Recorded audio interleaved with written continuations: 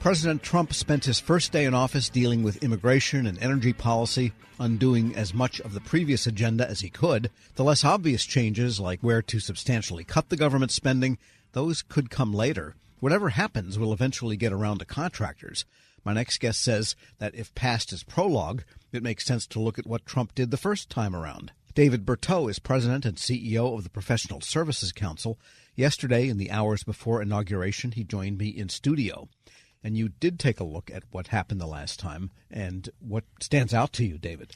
Well, Tom, thank you for having me. And I was at the Professional Services Council when Barack Obama was still president. That's when I first joined as CEO. So we were there for the whole 4 years of Trump 1. And I think there's a couple of things that you have to pay attention to there. One is the overall objectives of, cutting taxes and reducing federal burdens on the economy at large spills over into contractors as well. And we had a number of attributes that came out of the Trump administration. But a second thing that I think is a key lesson to learn, and maybe this administration has learned it, is you do have to follow the rules of the process. When you're issuing regulations, for example, as the federal government, you have to follow the Administrative Procedure Act. And one of the things that we saw in Trump 1 was a lot of things went to court. Right? A lot of rules that the Trump administration promulgated were challenged by somebody. They took them to federal court.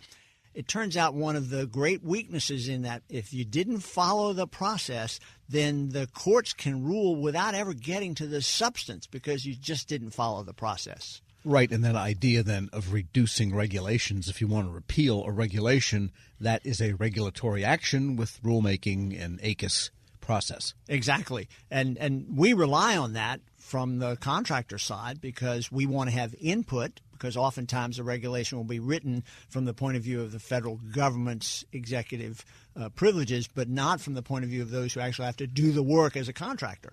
And so we like to have input to that. At PSC, we file comments on these things. I think we did 40 of them in 2024, which is a big pace.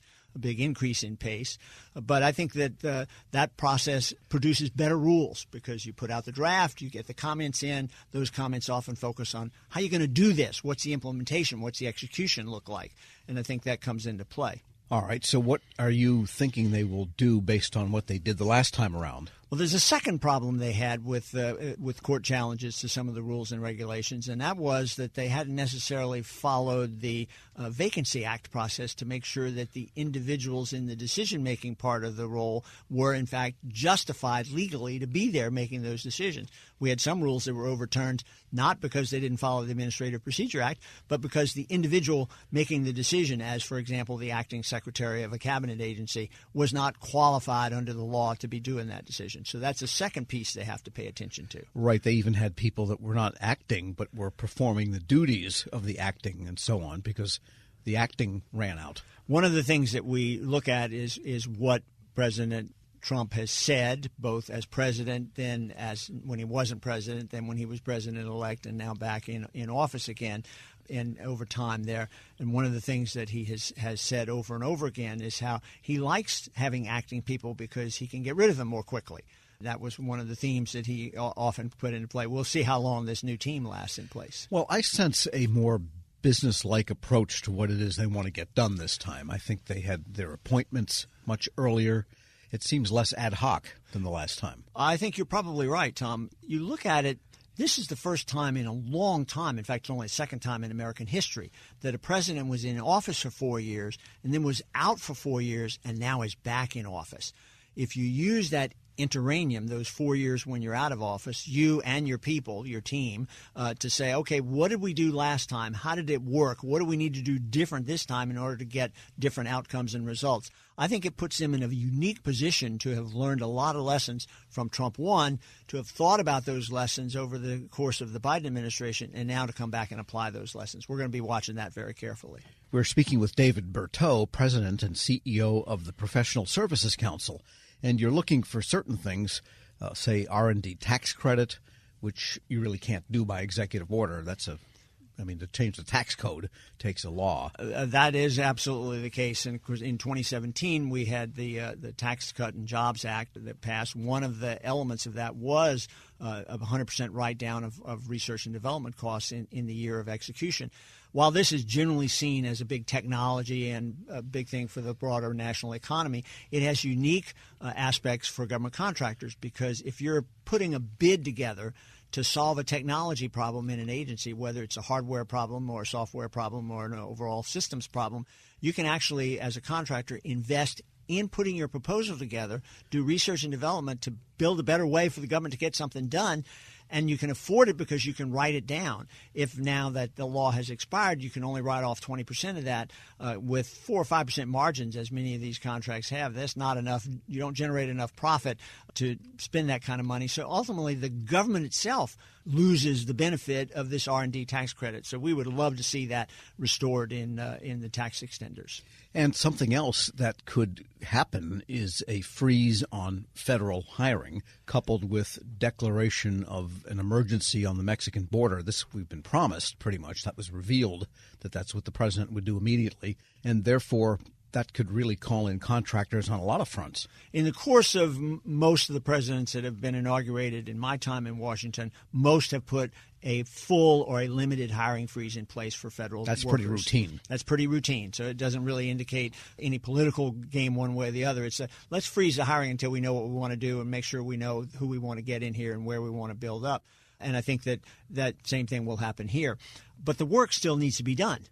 Right. And so one of the benefits of having contractors is you can, in fact, surge and then dial back, so you can increase the amount of work being done rather quickly and then decrease it when the time comes to decrease it. So we'll see whether that comes into play as Trump takes office. And if the military starts having a big role, say, in border security or border construction to create what it is they need to control the border as they see fit, you could almost have like a General Leslie Groves situation where still the work is mostly done by contractors, more overseen than actually carried out by the military. Well, one of the key things that comes into play is what does a contract actually require you to do? Anytime you see a problem with a contract somewhere, overrun or a failure to deliver what was expected, oftentimes it's not just the performance of the contractor, it's actually insufficiencies and inadequacies in the way the contract was written and solicited and evaluated and awarded. So it's really important for the Trump team to get it right up front in terms of what the contract requirements are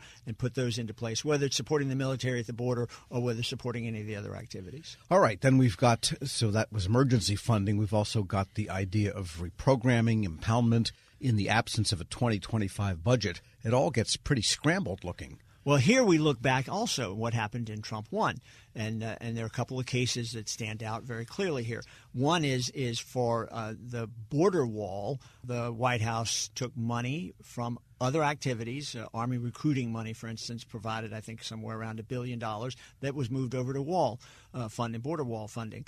GAO ended up writing a report. The Government Accountability Office wrote a report that says you didn't follow the reprogramming procedures in order to move that money. I don't remember exactly what the OMB director said, but it was something along the orders of we don't work for OMB, for GAO. We work for the president.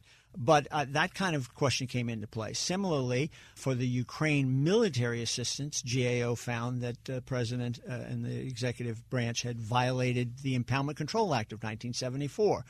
With a similar reaction. So it turns out that unless Congress enforces it, and by the way, reprogramming is not a law. Reprogramming is just a set of congressional rules that you follow. If the Congress doesn't enforce it, then the administration does have the flexibility, I think, to move forward there. We'll be watching that very closely as well. So in other words, they are constrained by process in some areas and less constrained. It's more tradition in other areas. So they have to discover where they can make a lot of difference quickly. And here, I think, is where what they did in the interregnum is important, right? Whether it's Project 2025 documents or things that came out of other think tanks, there's a lot of work has been done by the incoming Trump team or some of those on the outside close to that Trump team in terms of, okay, what can we do differently this time to get our results better and faster? Because they also know they have a limited amount of time. Right. If they really want permanent change, though, they're going to have to work through Congress because executive orders have become like a blowpipe and changes 180 degrees every time there's a change in party. You're already seeing it, I think, with Trump executive orders that are reversing Biden executive orders, which in turn reverse Trump 1 executive orders. So if you want permanence, you do have to get it into legislation. And I think that's another lesson they've probably learned is you got to work with Congress or you don't get laws. David Berteau is president and CEO of the Professional Services Council. It's going to be fun to watch. Tom, there's so much